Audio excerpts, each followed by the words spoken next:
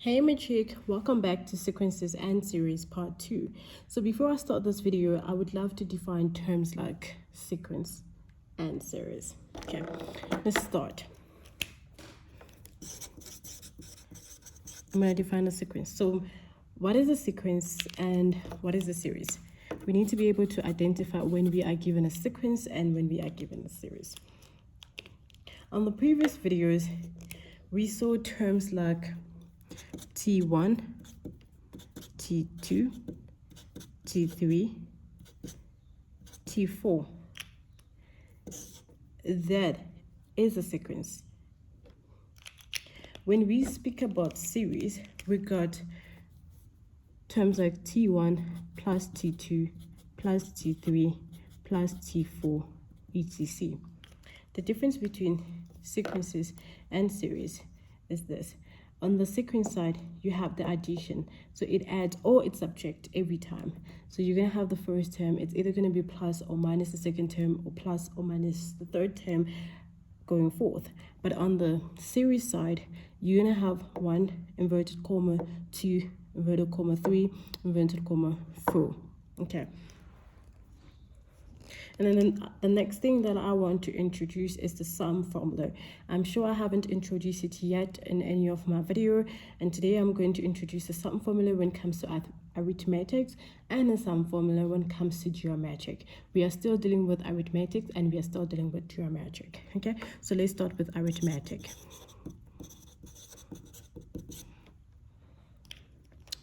So with the sum formula when it comes to arithmetic, it says as the sum formula, it says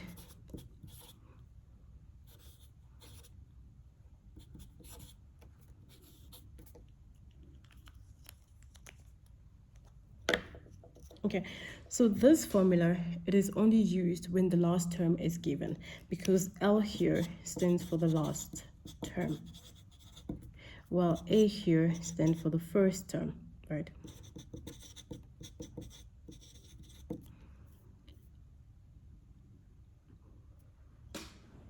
And then N still stands for the number of term. We can also write L in another way, as we knew it before. From the previous videos, we have been introduced to the TM formula, meaning the Tth formula, if I could say it like that, the proper English. When I'm talking about that, I'm referring to this formula here, which says T to the power N is equal to A plus N minus 1 D. This is actually the formula that I'm referring to. So when we're dealing with the sum formula and then we are being told that L is the last term, meaning the last term is actually this. Because when we were doing this formula on the previous videos, we were told that in order for us to find the number of terms, we just need to put it here. So if we're looking for the last term, which was the nth term, so we put it into the formula and then it gave us that formula. This was the formula for the nth term. And then since L is the last term, so we can actually rearrange the formula. We can actually rearrange this formula, which now looks like this. As N is equal to N over 2 multiplied by A plus N minus 1 times D. So which I have N over 2, 2A plus N minus D minus 1 times D as to the power N. So this actually becomes our formula for arithmetics, right? This formula here, you can use it whether the last term is not, it's given or not given. Actually, so this can be used when the last term isn't given, right?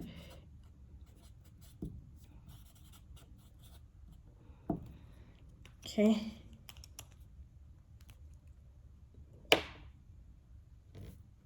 So the next thing is I'm going to introduce the sum formula of geometric.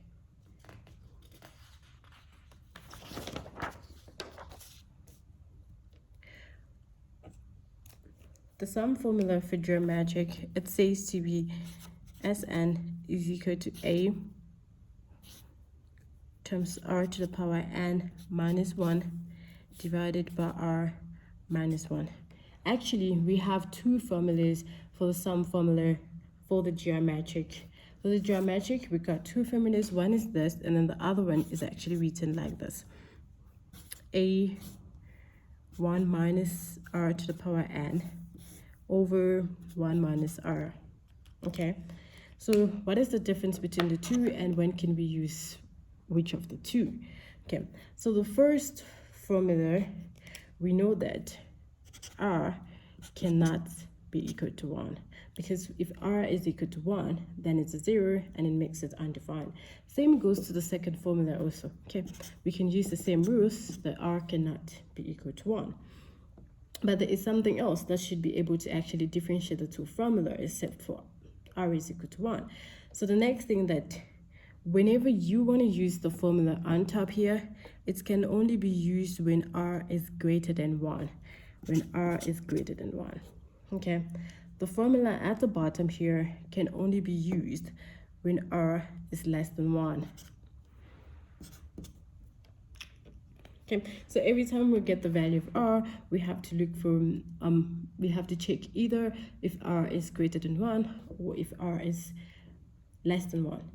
If ever it meets this criteria here, then we know that it's the first formula of the summation that we're going to use. And if it meets the second criteria, then we know that it is the second formula that we need to use. Okay, so I'm going to take some example to actually explain this much better.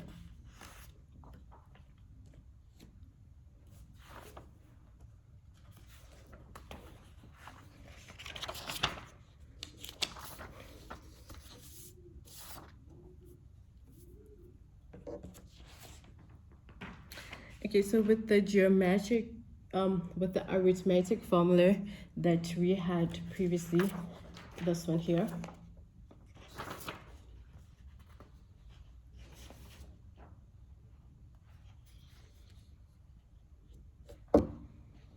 this one here. So we have an example that we can actually use that formula. Okay, it goes, okay. So it says how many terms of the series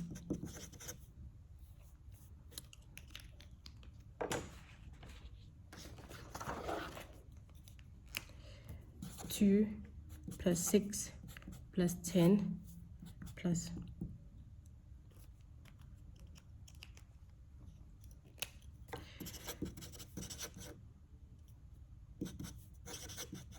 will give me a sum of 800.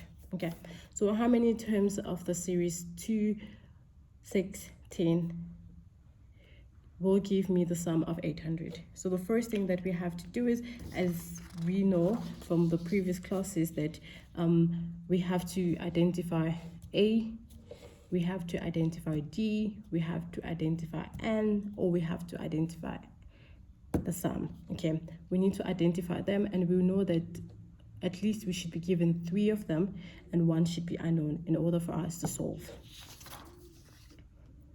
So let's start identifying. We have 2 plus 6 plus 10. Okay, here and here we're adding a 4 and we're adding a 4. Okay, for you to get to 6, it's actually 2 plus 4, it's 6. For you to get a 10, it's actually 2 plus 4, it's 10. Okay, now we have identified that our D is equal to 4. The next thing that we have to identify is a A. So we know that our A is the first term, which is actually a 2 here. And then the next thing that we have to identify, it says here on the questions that will give me the sum of 800. So meaning we have Sn, which is equal to 800, and then we're looking for how many terms, meaning we're looking for n that we do not know. Okay, we can then put it into this formula here and just calculate for n. So the formula goes by as n is equal to n over 2, 2a plus n minus 1 and d. Okay, so we are given 800. We don't know what is n, it's over 2. We are given a to be 2. If you can notice that I'm putting everything on the bracket, just because I do not want to confuse up, my answers. I don't want to confuse you guys at the end, so I rather just put everything in the bracket, and it makes it very easy to actually understand. Then I have n minus 1, then I still put my d into the bracket, which is a 4. I'm gonna close that. Okay, then this is a 4, cross multiply throughout, so I have to cross multiply this, cross multiply that, then I get 4n minus a 4 n over 2 equal to 800.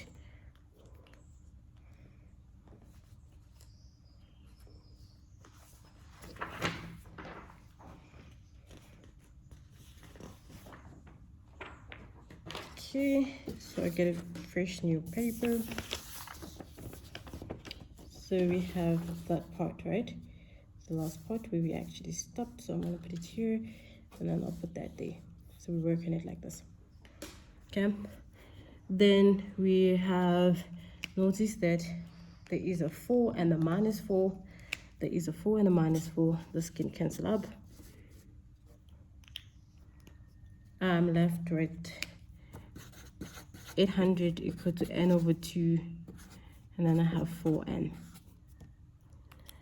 I can just multiply the 2 over here so that I can get rid of the 2 and actually not be able to work with the fraction, because working with the fraction can actually be crazy. So it's 800 times 2, which is 1,600, which is equal to n over 4n. So I get a 4n squared, which is equal to 1,600, and then divided by 4, divided by 4, divided by 4, which is 400, which is n squared. Then take the square root of each.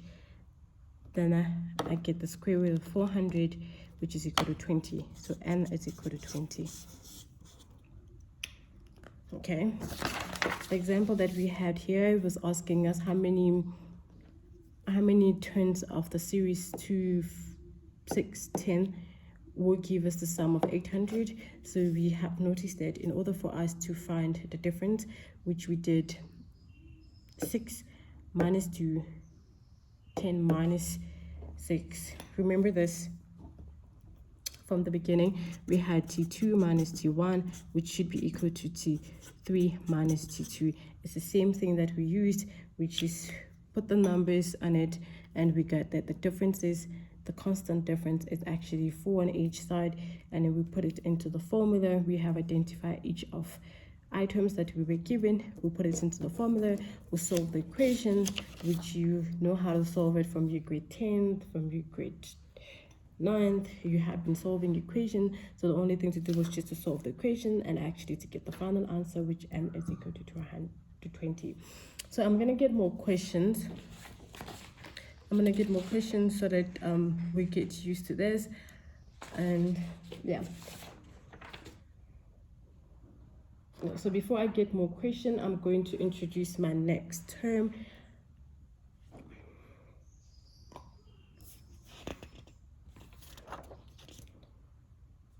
So I'm going to introduce my next term, which is actually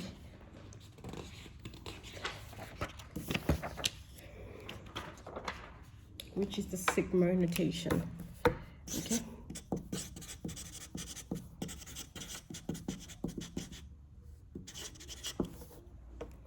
Okay, my next term is a sigma notation. So if you're wondering what is a sigma notation, I'm going to explain everything right now. A sigma notation, the sign for the sigma notation is marked this way. It looks like a Z. It's like that. So at the bottom here, we got the start, where we start. And then on top here, we got the and, where we end. And this is the sum, okay, and here is where we got the formula, okay, from to, okay, so this is from or start, and then this is to or and. This is how it goes to. So is the sum, we start from here and we end there, you put it into the formula. I'm going to put an example so that we actually work through it. We have sigma of 6, k is equal to 3, and then we have 3k plus a 2. Okay, so this means we need the sum. So this is the sum. This is the sum, but we are starting from here to 6 of the formula. So the sum of the formula, the first thing you're going to do is you're starting here. So we take the value of k, which is equal to 3. We'll put it into the formula first.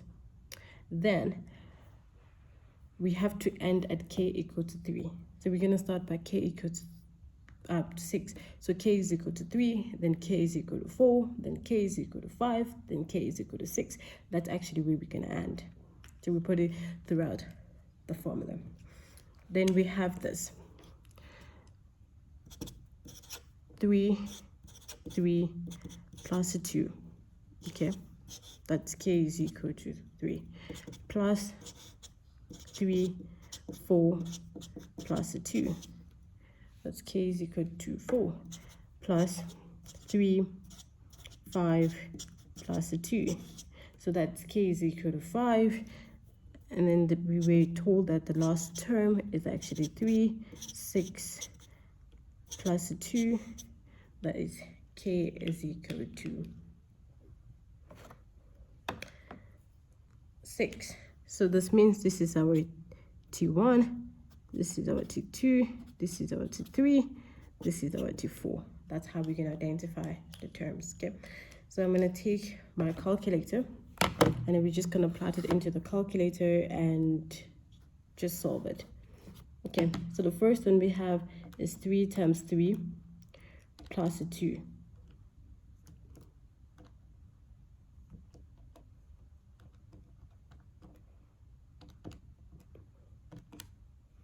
Which is actually 11. So T1 is 11.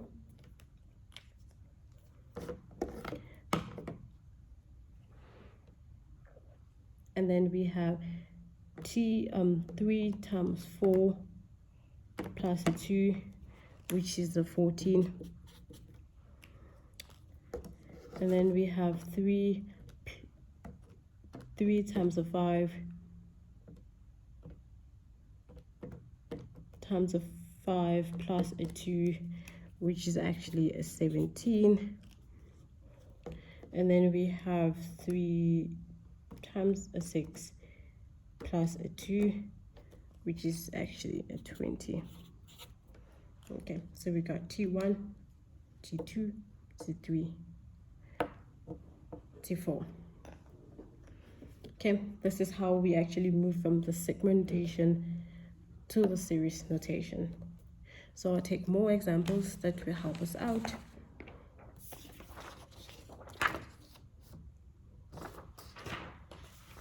The next one that we have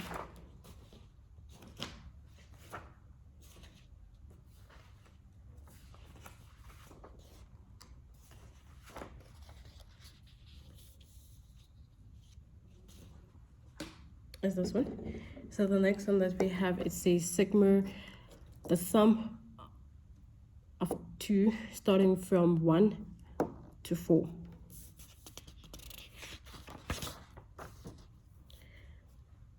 So when k is equal to 1, you notice that there's no k there, and then we can't put it anyway. When k is equal to 1, then T1 is equal to 2. when k is equal to 2, when k is equal to 2, then T2 is equal to 2. When k is equal to 3, then T3 is equal to 2. When k is equal to 4, then T4 is equal to 2. Why? This might look like a crazy example and it might look like a useless example, but it's actually a very good example, and most of the time they do put it out there in the exam and it does confuse students, and therefore we need to deal with something like this. Once you are given this, it doesn't mean that the values turn out to 0. It just means like it's just a constant every time. Every time you need to put a value of k, since we do not have a k, meaning you can't even put it through, so it's just going to be a constant every time. Okay, so literally we're just having 2 plus 2 plus 2 plus 2, which is actually equal to 8 if you have to solve it, right? So the next question, it says the sum of I starting from -1 to 3.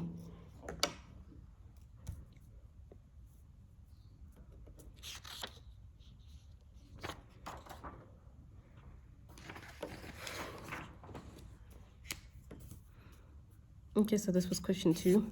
Then this is question 3. So the sum of I starting at 1 to 3, and this is I. So when I is equal to 1, then we have a 1, okay? Plus, when I is equal to 2, then we have a 2. When I is equal to 3, then we have a 3.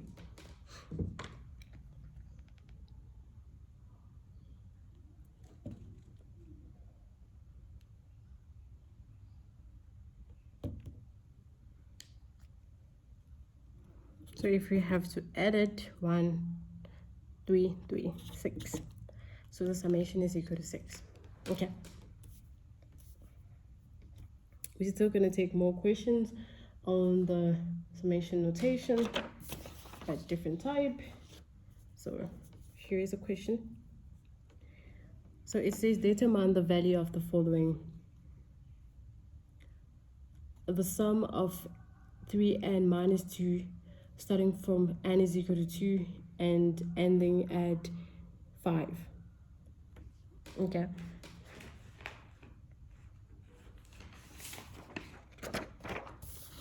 So if we have to take that,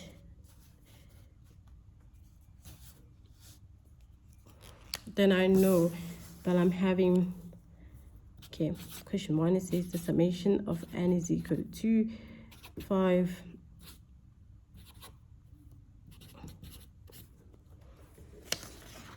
okay, so we're determining the value of the following.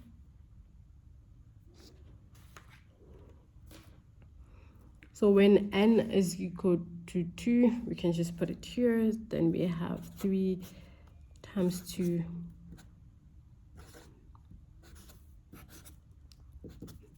When n is equal to 3, then we have 3 times 3 minus 2. Okay, just put it like that.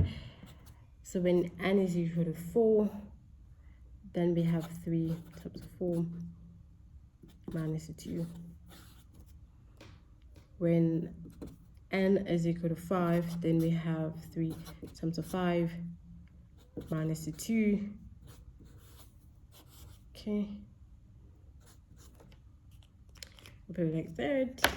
So now we can just put into the calculator. So we got 3 times 2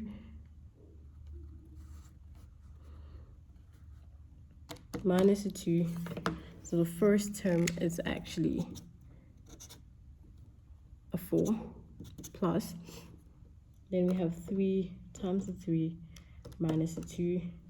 Then we get a 7. 3 times 4 minus 2.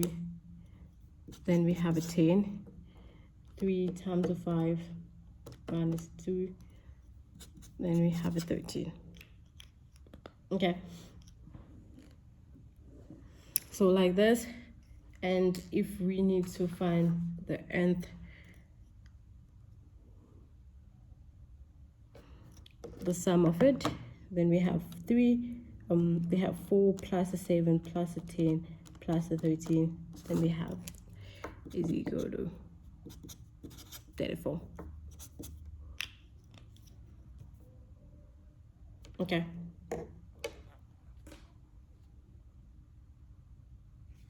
So for the next one that we have, it says this.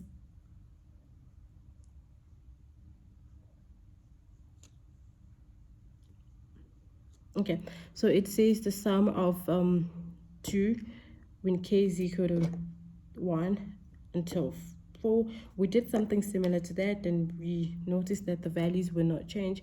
It'll still just be a constant 2, 2, 2, 2, 2, which I can still do it again, but I think it's a repeated question. So when k is equal to 1, then we know that our t1 will be a 2. When k is equal to 2, then we know that our t2 is still a 2.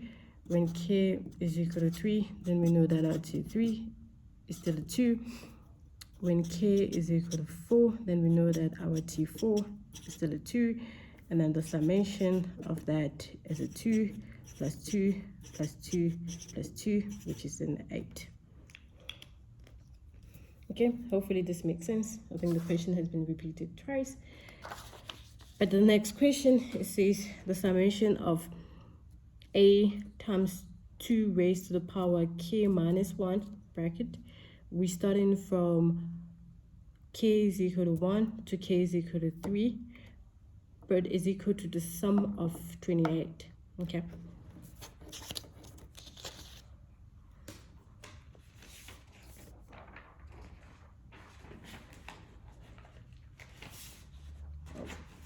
Probably solve that in a minute. Let me get some paper.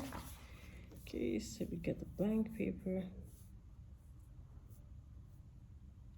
right here, and then I'm going to write the question right down.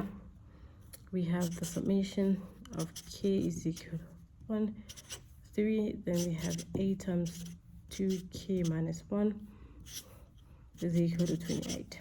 Okay.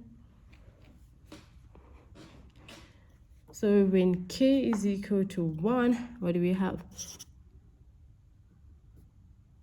A times 2, 1 minus 1 plus. When k is equal to 2, then we have a times 2, 2 minus 1. When k is equal to 3, then we have a times 2, 3 minus 1, just bracket, that we know is equal to 28.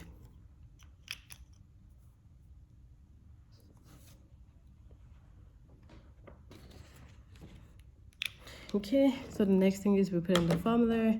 This is a 0, so it makes it a constant, which makes it an a.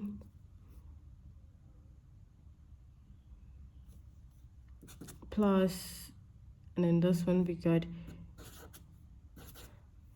2a to the power 1, and then plus we got a times 2 to the power 2, which is equal to 28. So I can just write it properly. Got an a plus 3a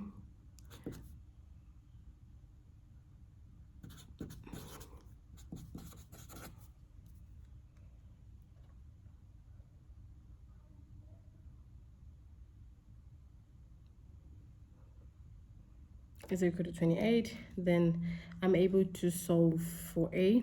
What do I get here?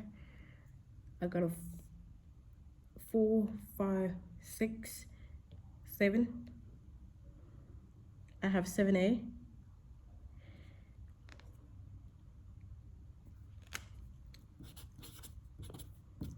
Is equal to 28.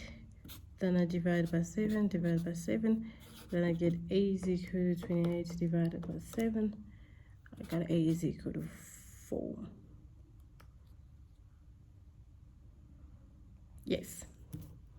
Okay, that's it. So I'm going to take the next question, which is here.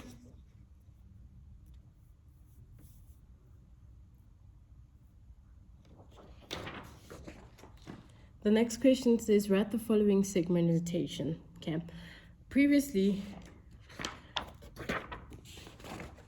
the question gave us the segment notation and then asked us to actually write it in a series, like in a series kind of way, and look for the sum of it, right? Which we learned how to move from a segment notation to the series. But now I'm going to teach you how to move from the series to the segment notation.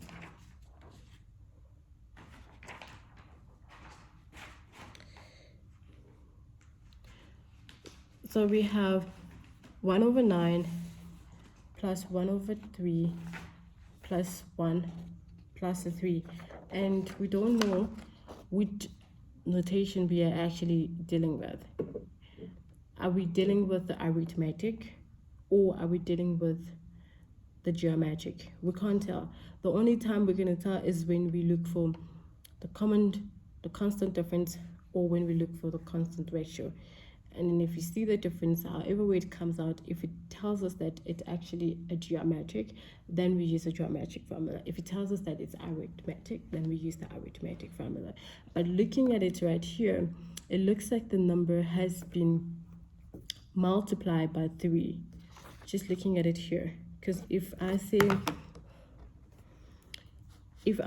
1 over 9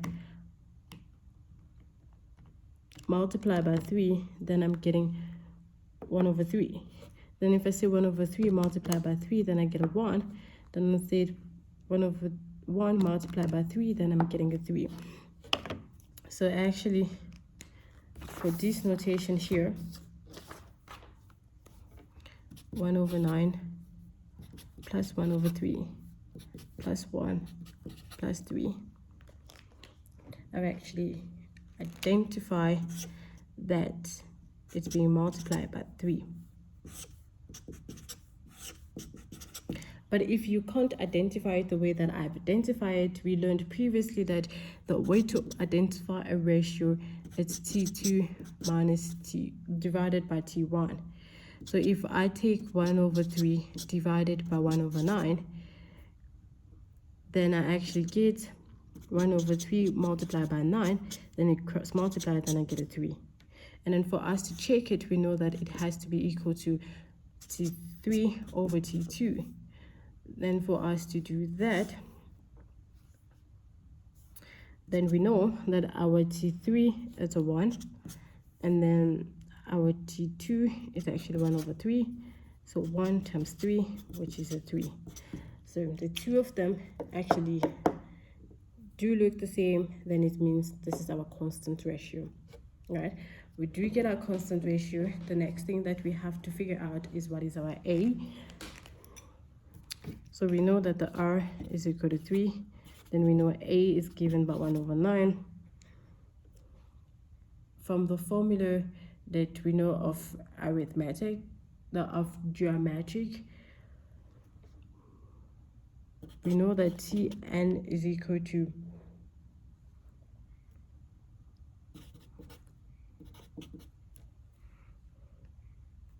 okay, and then putting this into the formula, then we know 1 over 9 is a A, then we know our R is a 3, then it's n minus 1, so Tn is equal to that. Okay, then we just need to take this and into the segment notation. So we have to count how many terms do we have. 1, 2, 3, 4. So we are given 1, 2, 3, 4 terms. Then we have the sigma of 4. We're starting by k is equal to 1, and then we have the formula which says 1 over 9 and 3 raised to the power n minus 1.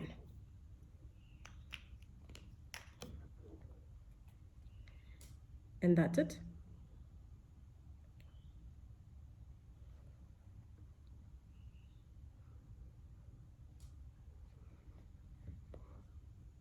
So the next question that we're going to take,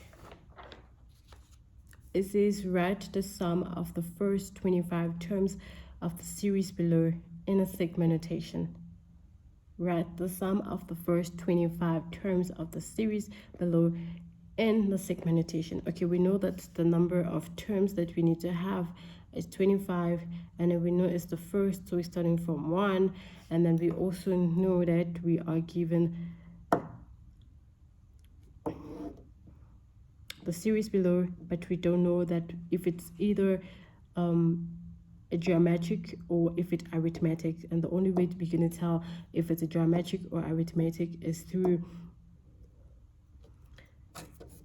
the difference or the ratio. Okay, I wrote down the question and we're going to solve it.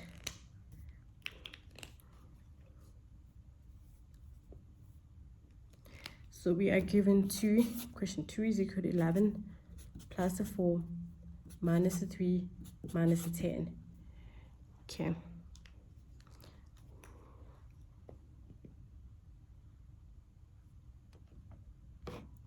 So 11, in order for me to get here, okay, let me just try T2 minus 11, then I get it to minus 7, then I get minus 3 minus a 4 minus 7, then I get minus 10 minus a 3, then I get minus 7. So it T2 minus T1 should be equal to T3 minus T2. Okay, this worked because I had 11, I had a 4 minus 11, which was a minus 7, and then here I had a minus 3 minus a 4, which I had a minus 7, and then if you want to check it further, you can actually say T4 minus T3, which was a minus 10 minus 3, which was a minus 7. Okay, which gives us that the difference is a 7. The first term A is 11, and then it means we are working with the arithmetic formula, which says Tn is equal to A plus n minus d, n minus 1 multiplied by d. Okay, so we have our A to be 11 plus n minus 1, and then our d to be minus 7 equal to n. So all I can do right now is just to cross multiply throughout.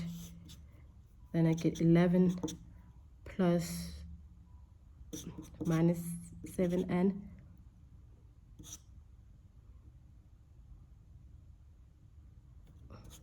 plus a 7 here, and this is actually plus a 7 is equal to Tn, and which is minus 7n plus 18. Okay,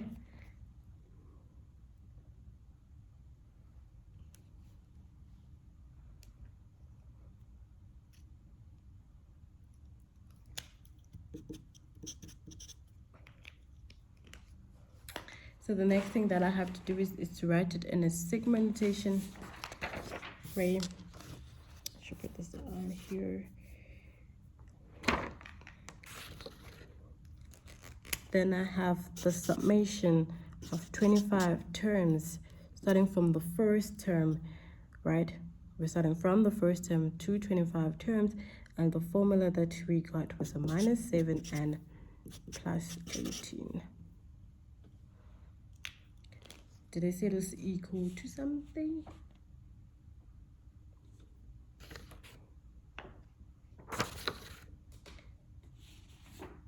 No.